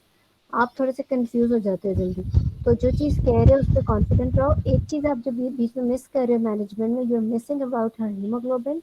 जो इर्द गिर्द की बातें हैं, her urine culture, urine complete का test, haemoglobin you are missing, वो थोड़ी थोड़ी बातें आपने मिस आउट कर दी। मैं एंड ये आगे देन, मेंशन करने वाली थी डॉक्टर, ट्यूमर लेकिन वो बोर्ड के when you बाद। started talking about tumor board, you have also already talked about surgery and all। उससे पहले ही अगर इस चीज को कवर करके आगे चले जाओ, क्योंकि अगली ठीक। बातें इतनी लंबी हैं कि फिर वापस आने का फिर टाइम भी नहीं कई दफा बचता ना। But these things are actually very important, you can not miss anything in this patient. तो फिर आप ये करके, और then yes you will do her biopsy. उसको एकदम से फौरन से ना गुजारो। वो ट्यूमर बोर्ड भी इम्पॉर्टेंट है, बट उससे ज़्यादा इम्पॉर्टेंट जो है हमारी पॉइंट ऑफ व्यू से एज अ गायनेकोलॉजिस्ट के बायोप्सी आप किस तरह करोगे, और वो सारा उसकी प्रिपरेशन क्या करोगे। Is it simple pipelle you are going to do, और is it like what type of biopsy you are going to perform. और फिर जब तक बायोप्सी की रिपोर्ट आ रही है, like it's going to come after 2 weeks और 10 डेज, उस वक्त तक के लिए आपने मरीज की क्या तैयारी रखनी है। Because you are, if you are expecting C A, तो फिर उसकी you are definitely then going to probably plan surgery in this case, because she is having C A. Endometrium अगर आती है हिस्टोपैथोलॉजी पे भी, तो फिर आप उसकी तब तक के लिए क्या तैयारी कर रहे हो, ताकि जैसे ही रिपोर्ट आए यू कैन प्रोसीड। और if you need to get some more investigations done before your surgery even, तो फिर आप वो बोलोगे। तो वो सारी चीज़ें, and then you can definitely involve a team board. ठीक है ना। ठीक है और डॉक्टर, फिर एक दोबारा से ये बताती हूँ। दोबारा ठीक है, first of all, I will complete my investigations, counsel my patient regarding the diagnosis that it can probably be a malignancy of endometrium, but further diagnosis will be confirmed upon histopathology, and further treatment will be decided later. For this instance, currently I will optimize my patient's general health status. I will correct her anemia and urinary tract infection in liaison with the physician, and good. I will also नहीं, यहाँ physician maintain के her किससे involve किए? Blood pressure के लिए doctor आगे बोलने वाली थी, एंड आई विल हाँ, आल्सो तो मुझे कंट्रोल लगा हर। यूटीआई के लिए। नहीं, आई विल आल्सो सही वक्त कंट्रोल में हर सही बोलना है। blood pressures. Then, according to my HVS report, I will give her some profile empirical. Before receiving my HVS report, I will start her on empirical broad spectrum antibiotic, and I will give her pads for sanitation, and I will admit it. I will admit the patient to my ward for diagnostic DNC. Before the diagnostic DNC, after optimizing her general health, I will keep her nil per oral for 8 to 10 hours before the surgery, sorry, before the procedure, and obtain anesthesia fitness as well. Then in the morning of the surgery, she will take her antihypertensive with a sip of water, and in the OT, I will proceed with my patient in a lithotomy position. I would prefer a diagnostic DNC for biopsy, an examination under anesthesia and a diagnostic DNC because the os is very pinpoint, and I don't think that pipal will be able to enter the cavity, and also if there is any debris in the cavity, the pipal will not be able to get the proper samples through the endometrial wall. So I would like to examine under anesthesia, take any biopsies from the suspicious areas of the vagina and the cervix, and perform a diagnostic DNC to take an endometrial biopsy. I will send it for histopathology report, and then I will call my patient along with the histopathology report for discussion of further treatment and confirmation of diagnosis. बिल्कुल ठीक है। अच्छा, मैं आपको बताती हूँ। अच्छा, अभी बहुत अच्छा जा रहे हो। एक दो बातें, बड़े अच्छे क्वेश्चंस पूछे हैं लोगों ने चैट में, वो मैं देख रही थी। एक चीज़ तो ये कि एमआरआई कब कराना है। बिल्कुल, जब स्कैन के ऊपर आपका पायोमेट्रा आ गया, तो either you can get an MRI done at this time, but it's always better कि आप पहले बायोप्सी कर लो, उसके बाद एमआरआई करा लो। बिकॉज बायोप्सी तो फिर भी करनी है ना, मतलब अगर एमआरआई जो भी आए, So it's better कि biopsy, because if at this age group she's having pyometra or she's having thickened endometrium, so definitely there are more than 50% chances that she is having see endometrium. But even then it's better because आपने biopsy तो करनी है. उसमें doctor Sadaf ने कहा कि मैं DNC करूंगी क्योंकि yes you will okay fine, आप डीएनसी तो करोगे, बट आप ये पहले सोचो कि और क्या क्या मोडेलिटीज है. यस पिपेल है और हिस्ट्रोस्कोपिक डीएनसी, तो यू कैन टेल कि क्यों नहीं पिपेल करूंगी. Don't say that pipelle can not go. आपने एग्जाम में आइडियल कंडीशन रखी है. Yes the reason was good because you don't really want to miss out anything. अगर आप सीए सस्पेक्ट कर रहे हो तो बिकॉज पिपेल की सेंसिटिविटी अगर 40% है तो तकरीबन 80% ब्लाइंड डीएनसी की है वैल्यू, तो आप वो करोगे. हिस्ट्रोस्कोपिक इसलिए नहीं, हालांकि हिस्ट्रोस्कोपिक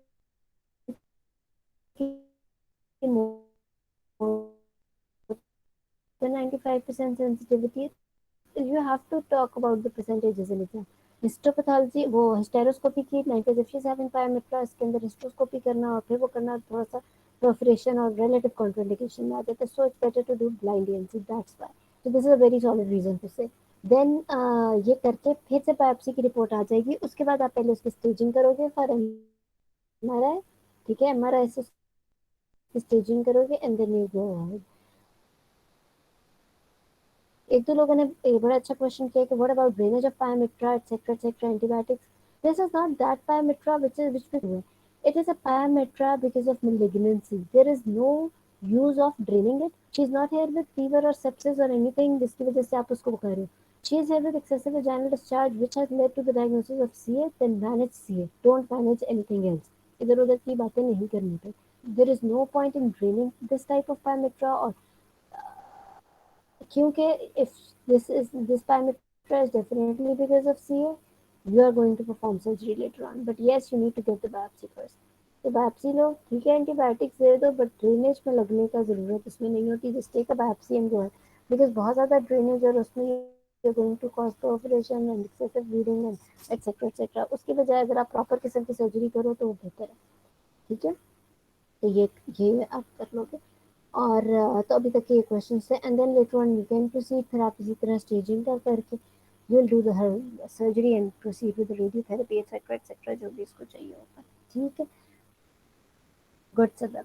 तो we can do CA cervix also. इसको जल्दी से सीए सर्विक्स बना के भी कर लो. मैंने आपको पैप्स में पे दे दिया मैलिग्नेंट सेल्स.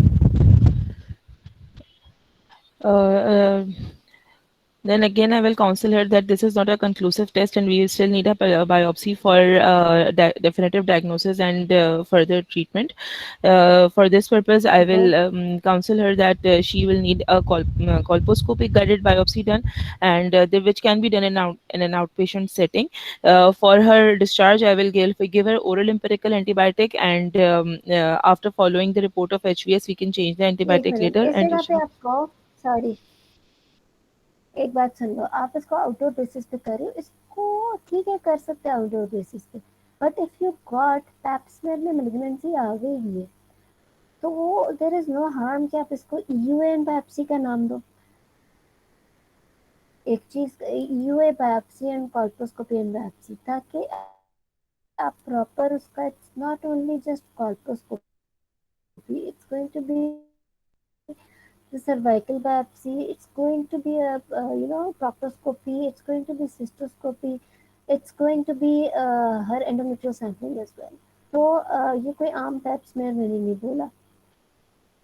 एक चीज तो आपने पूरी स्टेजिंग करनी है. यूए एंड बायोप्सी का नाम आप दोगे which will include everything. Endometrial biopsy तक इसको इंक्लूड करेगा. ठीक है, तो एग्जैक्टली आपको पता होना चाहिए. किसी ने एक सब क्वेश्चन में सारे क्वेश्चन के भी आंसर दे दिए. एनीमिया करेक्शन कैसे करेंगे टिल एचवीएस बाद. हाँ, वो तो अगर एक हीमोग्लोबिन है और आपकी बायोप्सी की रिपोर्ट आ रही है, you have 2 weeks, but later on you are planning surgery, she is you are मतलब pyometra है, इन्फेक्शन है, आप उसको आइदर एक पैप सेल भी लगा सकते हो और फिर आप उसको साथ आयरन फेरिंजेक्स इंजेक्शन दे सकते हो ताकि बाय द टाइम उसकी बायोप्सी की रिपोर्ट है तो यू शुड बी आपका एनीमिया ठीक हो. लेकिन अगर आप पैप सेल नहीं लगाना चाह रहे तो फेरिंजेक्स इंजेक्शन भी दे सकते हो ताकि 2 वीक्स के बाद रिपोर्ट आती 10 से ऊपर haemoglobin. And similarly in case of CA cervix as well, CA cervix के अंदर तो फिर you will have to arrange मोड़ा एटलीस्ट वो भी हम बात करते हैं. so just don't say that I will do it in outdoor. because when malignant cells are there they can bleed heavily and colposcopy guided इसलिए क्योंकि हमें तो कोई मैस या लीजन भी नहीं मिला तो हम कॉल्पोस्कोपी पे ही देखेंगे ना बायोप्सी तरह से लेंगे। ठीक है डॉक्टर। ठीक है ठीक है। जी। और फिर अकॉर्डिंगली बिल्कुल ठीक है, आपकी स्पीच तो बहुत ज़बरदस्त है। एंड देन कॉल्पोस्कोपी बायोप्सी के बाद we check for the report and proceed accordingly जो उसकी स्टेजिंग बनेगी। और वो अगर आपको हर अच्छा जा रहा होगा तो वो छोटी-छोटी स्टेज बनेगी, मरीज़ को आगे किसी चीज़ की ज़रूरत ही नहीं होगी, एटसेट्रा एटसेट्रा। ना भी हो तो खुद ही अच्छा-अच्छा बनाते जाना उसकी। डोंट वेट कि एग्ज़ामिनर आपको कोई खतरनाक सी रिपोर्ट दे। डॉक्टर रूबा, यदि आपने एमआरआई तो कहना है करवाना ऑन होगा ना हमें, पेशेंट का एमआरआई, अगर हम सीए सर्विक्स भी सस्पेक्ट कर रहे हैं तो वो वही भी करवाएंगे बिल्कुल ना? आप एमआरआई कराओगे when you doing EUA and biopsy की रिपोर्ट आएगी, you can get MRI done as well. Because जब आप एक उसकी ट्रीटमेंट या थेराप्यूटिक सर्जरी के लिए जा रहे हो, बिकॉज ये सब चीज़ें तो है डायग्नोस्टिक, ईयूए बायोप्सी एमआरआई। जब आप थेराप्यूटिक सर्जरी के लिए ऑपरेशन थिएटर लेके जा रहे हो पेशेंट को, आपको खुद भी पता हो कि आप क्या करने जा रहे हो, अटेंडेंट्स को भी आपने काउंसिल किया हो कि ऑल्दो अंदर जाके एग्जैक्टली पता चलेगा, but we know from our investigations कि इसकी क्या स्टेज है और exactly what we need to do, right. तो थेराप्यूटिक सर्जरी के लिए जब मरीज जा रहा है तो उसकी हर चीज़ पूरी होनी चाहिए regarding staging of the disease. Doctor आपने बोला एक पैक्सिल ट्रांसफ्यूज कर दें 8 ग्राम पे, तो 9 हो जाएगा, तो एनेस्थीसिया फिटनेस का भी तो इशू होगा डायग्नोस्टिक डेंसिटी। नहीं तो साथ आप फेरेंजाइट भी तो लगा रहे हो ना, बायोप्सी की रिपोर्ट 2 दिन बाद 2 वीक्स के बाद आनी है। ये ओके। मैं एंडोमेट्रियल बायोप्सी के लिए कह रही हूँ, सर्वाइकल के लिए तो ज़्यादा होगा ना, बिकॉज सर्वाइकल तो ब्लीड भी कर सकता है। ठीक है डॉक्टर चलो, आई थिंक आज हमने हमें जो कवर कर पेप टेस्ट की जो रिपोर्ट आएगी उसमें मैलिग्नेंसी का वर्ड तो नहीं यूज होगा ना?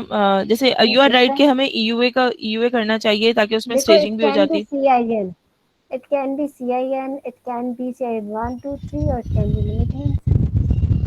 अच्छा, और एक malignant बात और cells ही पूछनी थी बिल्कुल डॉक्टर हो सकते हैं पैप कि स्मेयर। कि एक अभी जो malignant cells ही तो है जो हर हालत में नजर आ जाते हैं पैप स्मेयर पे, चाहे वो ब्लड के साथ वाला सैंपल हो या इन्फ्लेमेटरी और डिस्चार्ज। malignant cells अगर प्रेजेंट हैं तो it's very hard to miss malignant cells in pap smear। अच्छा डॉक्टर, एक बात और थी कि जो अभी न्यू फीगो आया है 2018 में जिसमें गाइडेंस आई है, इसमें इन्होंने कोलोनोस्कोपी और सिस्टोस्कोपी कराने को मना कर दिया है। इन्होंने कहा है कि जब तक पेशेंट की इंडिकेशन ना हो, कोई फ्लैंक पेन ना हो, हीमोचूरिया ना हो, तो फिर आप कोलोनोस्कोपी सिस्टोस्कोपी रूटीन में ना कराएं। एमआरआई इज अलोन आप रेफरेंस एनफ। लेके कह दो, it's a very genuine thing to say actually, but the thing is कि हमारे जो इतना एलैबोरेटेड एमआरआई देन पेट सीटी और वो सारा कुछ, we don't get all that done actually. Performing a cystoscopy is a very easy thing, but yes you can give a reference और आप बात कर सकते हो। बिल्कुल ठीक है, ठीक, क्योंकि कर यही सारी सकते हो। चीजें सोच के मैंने सेट ऑफ इन्वेस्टिगेशंस में ये चीजें लिखी नहीं थी। लेकिन आप एक बार इसको जरा- ना उसमें ना करो, अंडर विदाउट एनेस्थीसिया ना करो, बिकॉज अगर malignant cells पैप स्मेयर में आ गए तो फिर it's better to perform it in under anesthesia. You'll be doing endometrial biopsy as well in this case.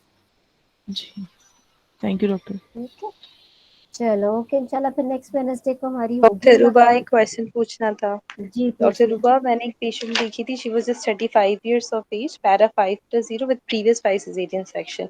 वो आई थी with a complain of frequent heavy menstrual bleeding के साथ एंड सिवियर डिस्मेनोरिया, पीआईडी वाला डिस्मेनोरिया शी हैड दैट। अब उनका ये था कि she has a strong family history of C endometrium.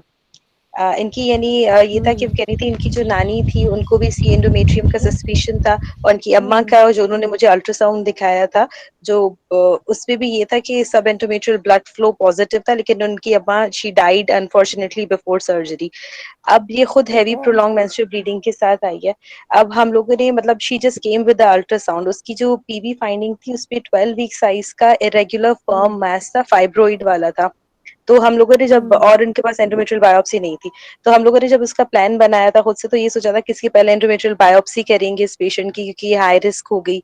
अगर उसकी एंडोमेट्रियल बायोप्सी लेट्स सपोज अगर बिनाइन भी आ जाती है, तो हम इसको ट्रीटमेंट ऑप्शंस में क्या मतलब करेंगे, क्या इसको कंजर्वेटिव के लिए रखेंगे इस पेशेंट को हम लोग, इस वाले देखो, पेशेंट में? Considering only previous HMB and 5 है। फाइब्रोइड और फैमिली कंप्लीट, हाँ तो फैमिली कंप्लीट है, फाइब्रोइड है और HMB है, सर्जरी होनी है, तो number 1 option will be yes. दोनों चीज़ें हो सकती हैं, हिस्टेक्टमी भी हो सकती है और यूट्राइन आर्टरी एम्बोलाइजेशन भी हो सकती है। बट आई वुड सजेस्ट कि ओवेरियन कंजर्वेशन, मुझे तो ज़्यादा क्वेश्चन आपको ये लग रहा है कि बीएसओ करेंगे कि नहीं, बिकॉज इतनी स्ट्रॉन्ग फैमिली हिस्ट्री है सी एंडोमेट्रियम की, अभी नहीं भी है because C endometrium is linked with the C ovary later on और C breast, but she is so young 35, आप इसकी बीएसओ अगर नहीं भी करे ईयरली अपना वर्कअप ये करा ले CA125 TBS for the ovarian mass, तो वो कवर हो जाएगा। अगर सिर्फ फाइब्रॉइड को लेके बात करें तो uterine artery embolisation versus hysterectomy की बात हो सकती है, मायोमेक्टमी की जरूरत नहीं है, इट्स बेटर टू, बस इसकी फैमिली कंप्लीट है तो आप आगे देखो। मतलब हम लोग इसमें यूएई इट्स का भी कि वो ऑप्शन दे खुद सकते हैं ना यूट्रस पेशेंट? बताना चाहिए, हाँ दे सकते वो हैं खुद बिल्कुल। कहना चाह रही है, वो कह रही है कि अगर आई एम सो ठीक है स्केयर्ड कि ऐसा ना हो कि मुझ में भी आ जाए तो फिर। हाँ तो डॉक्टर ठीक है, यूएई यूट्रस अगर वो करंटली होता नहीं ना, एग्जैक्टली यूएई हमारे पेशेंट पास की विश कहाँ है, हो रहा है? यूट्राइन आर्टरी इज वेल के बेटर प्रीवियस 5, वो तो आप फिर कंडीशन देख लो ना, वो तो फिर आप कह दो number 1 uterine artery, number 2 hysterectomy, number 3 myomectomy if patient wants to conserve the uterus. Uterine artery मेरे पास है नहीं, so I go for hysterectomy. Doctor ये जो अभी केस डिस्कस हुआ है विद इसके, कंजर्वेशन फैमिली हिस्ट्री है, दोनों चीजें आप जस्ट कर सकते हो। डॉक्टर जो केस अभी डिस्कस हुआ है इसके लिए भी जी एक, इसके एक और क्वेश्चन पूछना है मुझे, जी जैसे सुधा। अगर ईयूए हो चुका होता या मेरे पास बायोप्सी होती, बायोप्सी में मैलिग्नेंसी मुझे मिल जाती और वो मुझे बता देते कि ये स्टेज 2 हो सकता है, सर्वाइकल, तो सॉरी सर्वाइकल की बात कर रहे हो? जी सर्वाइकल में या फिर एंडोमेट्रियल भी, दोनों में तो प्रोवाइडेड इस पेशेंट का जो परफॉर्मेंस स्टेटस था वो इतना अच्छा नहीं था, पेशेंट अपनी सेल्फ केयर भी बस लिमिटेड ही कर सकती थी, वॉशरूम तक जाती थी आ जाती थी, अप एंड अबाउट भी नहीं थी, ज्यादातर बेड पे थी। तो इस पेशेंट में क्या फर्दर मैनेजमेंट अगर मैं डिसाइड करती तो क्या मैं फर्दर इसमें कीमो रेडियो पे जा सकती थी for this early stage to avoid surgery, क्योंकि सर इन माय ओपिनियन अगर इस पेशेंट की सर्जरी हो जाएगी तो her quality of life will further worsen, she won't be able to get up to even go to washroom by herself, अभी वो इतना तो कर लेती कि सिर्फ वॉशरूम चली जाती है। देखो दो चीजें, ठीक है, जब आप सीए का केस करते हो ना तो दो चीजें आती हैं, एक चीज ये कि whether the patient is at the stage कि इसको अभी पेलिएटिव दी जाए, या ये ऐसी है कि इसका सर्वाइवल बेहतर हो सकता है, अगर अगर तो जैसे कि स्टेज 2 इज अ स्टेज जिस पे सर्वाइवल आप बेहतर कर सकते हो, फिर जब सर्वाइवल आप बेहतर कर सकते हो तो वो कैसे कर सकते हो, डायरेक्ट सर्जरी से या फिर एडजुवेंट थेरेपी से। कीमो रेडियो आप इसलिए नहीं दे रहे कि आपने की सर्जरी नहीं करनी, आप या तो उसे इसलिए दे रहे हो कि आप उसकी स्टेज को कम करके सर्जरी करोगे, because if she is better then this is not the reason कि आप उसकी ट्रीटमेंट नहीं करोगे। अगर उसकी स्टेज 2 ही है उस पे और and the treatment goes like for surgery then radio, then you will do her surgery first and radio, but if it is something जिसमें आपको लगता है कि पेलिएटिव का फायदा, पेलिएटिव कह रही हूँ एडजुवेंट का फायदा है, तो फिर आप उसको पहले बिफोर कीमो या रेडियो उसको 2-3 महीने की जो हम कीमो देते हैं ताकि मास रिड्यूस हो and then we go for the surgery. तो आप उसको कभी भी इसलिए नहीं दोगे कि आप उसका ऑल्टरनेटिव बनाकर दे रहे हो, ठीक है ना। तो सर्वाइवल अगर इम्प्रूव करना है तो you have to follow the normal path जो कि ट्रीटमेंट का है ऑन्को में, with the obviously in collaboration with the oncologist, ठीक है। ठीक है, थैंक यू डॉक्टर। चलो, I think you hello welcome. चलें वी आर डन, सो इंशाल्लाह फिर हम हेलो नेक्स्ट वेडनेसडे को आप लोग keep on writing your questions. किसी ने पूछा हुआ है हेलो बायोप्सी कैसे करेंगे, व्हाई नॉट हिस्ट्रोस्कोपिक बायोप्सी, तो yes you can do hysteroscopic biopsy also but it's sort of a relative contraindication in pyometra जब अंदर पास है तो उसमें हिस्टेरोस्कोपी परफॉर्म करना बड़ा वो ठीक नहीं रहता, और सेकेंडली परफोरेशन एंड वो सब, तो you will do the blind DNC in this case then, ठीक है। बाकी क्वेश्चंस आप लोग लिख लो, इंशाल्लाह नेक्स्ट क्लास में हम करते हैं डिस्कस, ठीक है। Okay, doctor. Good luck. Thank you doctor.